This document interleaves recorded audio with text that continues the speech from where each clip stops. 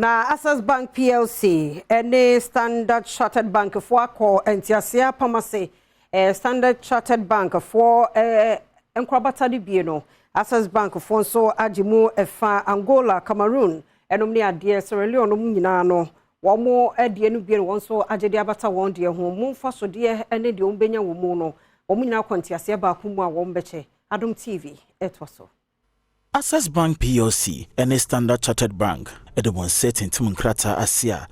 say Standard Chartered for womo shareholdings womo subsidiaries ewo Angola, Cameroon, Gambia, Sierra Leone and Tanzania no sise waton ediama Access Bank PLC na sama ne boy what it would anyoda ewo Standard Chartered for womo headquarters ewo London no hwehunu se sikakura bia mi enu mpanyemfo nyina no ebe wo senhwemu na se a ombetumi de wonsa etintimunkrata no ase na santi asien krata ye odo won setting timase no e kan hwehwe ya Standard Chartered for de go akwam a wo hwese wo madwuma wo mo ye no ebetumi akọ anim sanso so na sinto na ha bi a eye adwuma ne mu no ya no mota enya no eso betumi ate na tumi de omadwum pempenso a wo mo pese wo mo edru Abra Regional CEO Emma Standard Chartered wo Africa and Middle East and Central for Equation na edin komono wo de to wo mani mu se probosomi wa fie twemo no enso ya omdigu ho sabre no enam santia senkrata ya wode won setintimase ni ntino amasan hye no ababa wie peye esanse anamo ya watui no ebema wo matwoma nia ko bebe fofura eno so di mpontio ebebre wo mu adwuma no nano esiye no